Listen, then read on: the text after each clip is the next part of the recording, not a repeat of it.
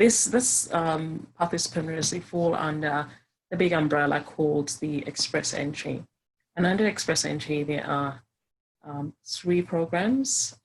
There's the Canadian Experience Class, there's the Federal Skilled Worker Program, there's the Federal Skilled Trade Program, and some provinces also use Express Entry to, it's also a pathway, getting a provincial nomination, have a program under Express Entry.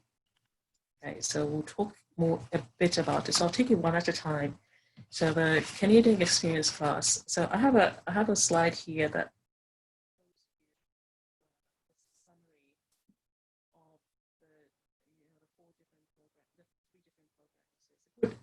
I got this from the IRCC website. So it's a good tool for comparing, the 3 programs side by side, knowing what, the language skill requirement is for each of them, knowing the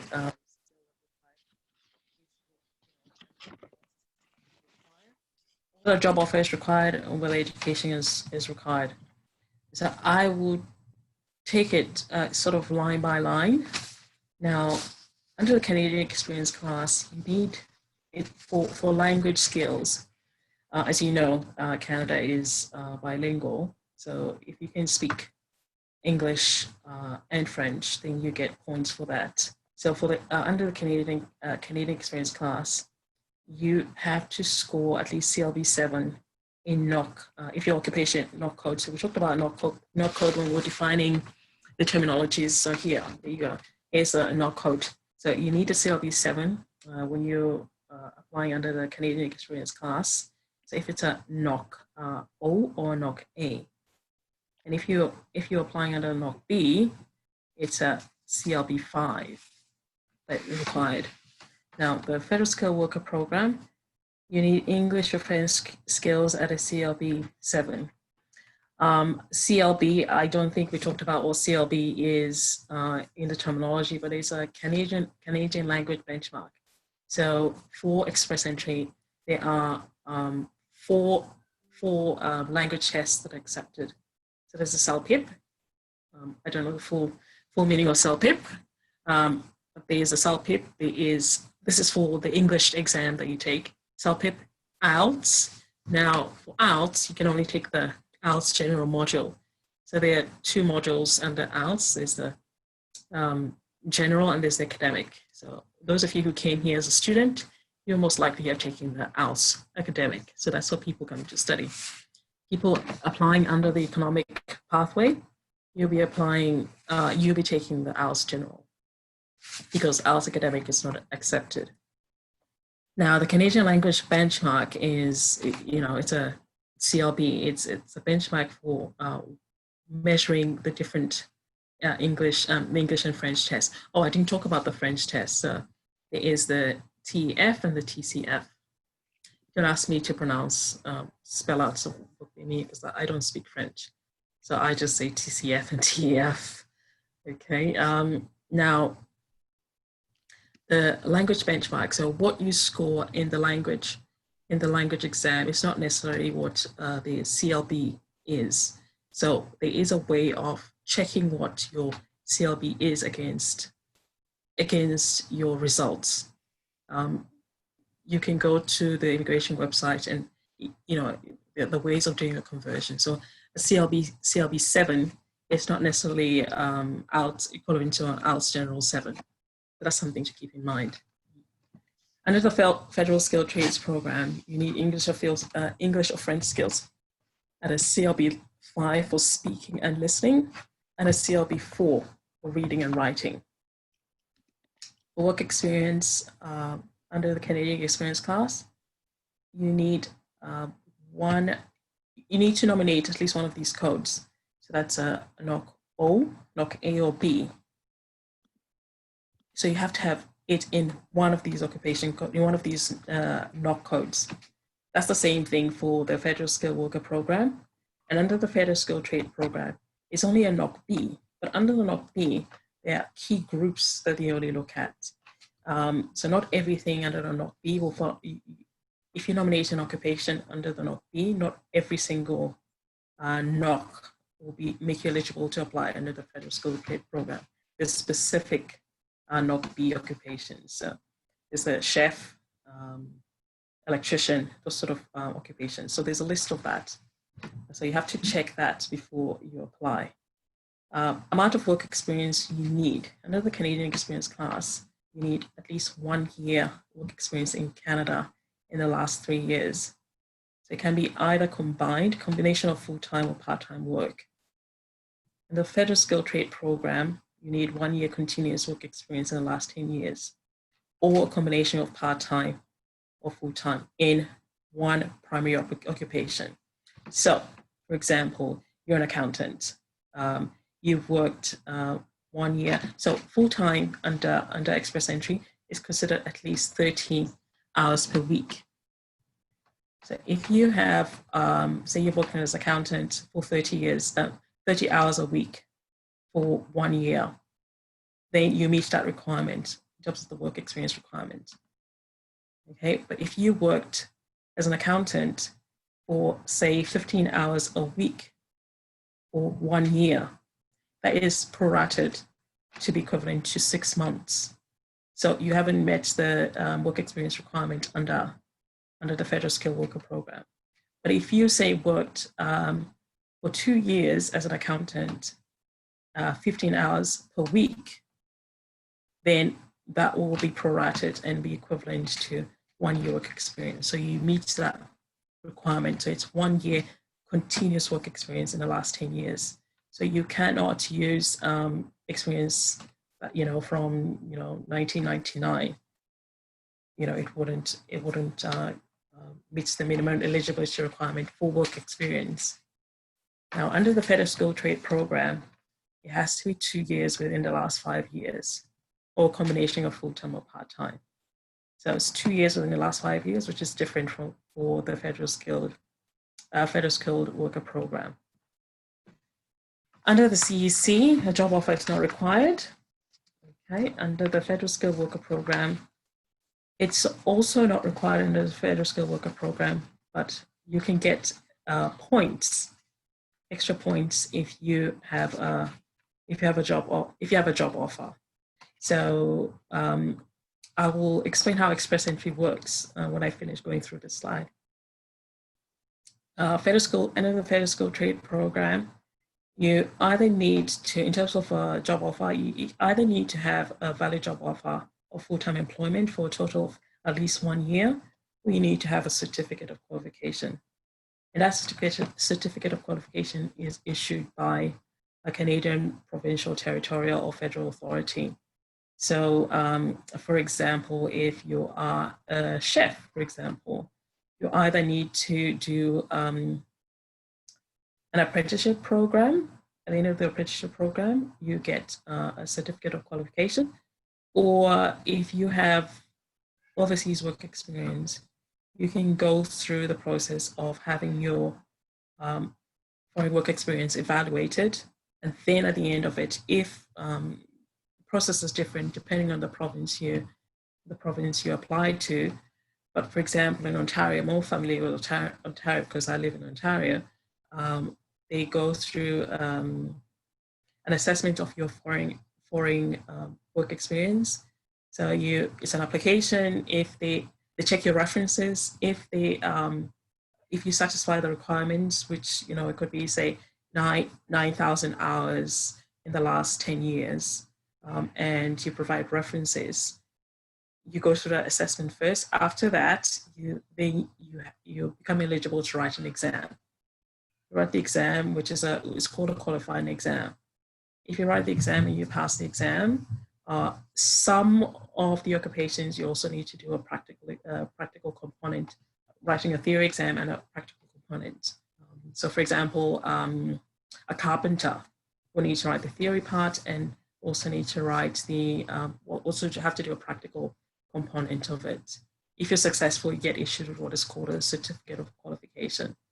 So if you have that, so you can either get a valid job offer or you get a certificate of qualification, and then you become eligible to apply under the Federal Skilled Trade Program. Now, some people, you'll see that they might qualify under all four under all three programs. You know, it's, I guess, choosing the one that's most relevant, or the one that gives you the most points. Okay. In terms of education, under the Canadian experience class, it's not required. So if you have a 1 year work experience, at least 1 year work experience in Canada, you can apply it under the Canadian work experience class, but you don't need to. You don't need education to. That's not a minimum eligibility criteria. But if you want to get points under the CEC, then it's advisable to either, if you have graduated, which most of you have, graduated from a Canadian institution, or if you have overseas work experience, overseas qualifications, do what is called an Education Credential Assessment, an ECA. So that's pretty much an assessment of your foreign credentials. So anyone who has received an overseas qualification outside of Canada, irrespective of where you studied, whether you studied in America or in Nigeria or Australia, you have to do education credential assessment of your qualifications. Now, this evaluation will tell you what your foreign credential is equivalent to in Canada. So there are several organizations that do that. One of the popular ones is WES, World Education Services. I'm not sure if you're familiar with it, but you know, you send your documents there, the evaluation, and tell you, say you have a master's degree from Australia, they will assess it and say it's equivalent to a master's degree. And that will determine how much points you get under education. Under the Federal Skilled Worker Program, there is the minimum requirement is at least a secondary education. But of course, you can get extra points for post-secondary education. So if you, for example, if you're studying in Canada and then you went overseas to study, you went to the UK to study, whilst you have a Canadian secondary education, if you want to get more points, you have to do an assessment of your post-secondary education to get more points. And under the Federal Skilled Trade Program, no education is required. Okay, let me see if there's anything I haven't covered. So under the Canadian experience class, it's important to know that self-employment or work experience gained whilst you are a full-time student, even though your education, your course, there's some courses that have a co-op component to it. You cannot use that to satisfy the work experience requirement under the Canadian experience class. That's something to keep in mind. Self-employment and work experience in while you're a full-time student doesn't count, cannot be used to claim the points under work experience. But if you have experience outside of Canada, that experience may, obviously, when you have a consultation with a consultant, they will assess it and let you know whether you can claim those points if they're gained outside of Canada. Okay. Now, I talked about express entry and how you can get points. So express entry, these are, what I've talked about is the minimum eligibility criteria. Now, they use all these factors to give you points, and you have to score a possible 67 out of 100. If you can score, I won't go into detail of how the scoring works, but if you score a possible 67 out of 100, that then makes you eligible to create an express entry profile. Doesn't make you eligible to apply for the visa, it just makes you eligible to create an an EOI profile, expression of interest profile. And that is why the system that's the Canadian government uses is called express entry. That's where it gets its name from. You create your profile in there. Now, when you get into the pool, whilst they use sort of the same factors, you know, your skills, whether you have a job offer, your education level, and how many years of experience you get, when you get into the pool, they use a different sort of ranking system, which is called a comprehensive ranking system, yeah, to allocate your points. So it's a bit more complex than the points they use, the 6 selection factors they use at the start. So you get what is called a comprehensive ranking score, a comprehensive ranking system score. It's called a CRS score, and that will determine whether or not you receive an invitation to apply. Now, the federal government has invitation rounds every fortnight. Typically every fortnight it happens. And they will issue invitation to apply to the top. It's usually about 3,000 to 3,500 invitations that they issue out to people in the pool. So the higher your score is, the more chances you have of receiving an invitation to apply. Now, you have to receive an invitation to apply to proceed to the next stage, which is now applying for the visa. Now, they also publish, the IRCC also publish cutoff scores every invitation round. So if your score is below that cutoff, way below that cutoff, you need to explore ways of increasing your score to make sure that you are, it could be like you have to resit the English exam, or you need to, if you have foreign credentials that you haven't assessed, you know, you'll have to assess them to increase your points. Okay, so that is express entry. I think, was there anything else you wanted to touch on, Mary?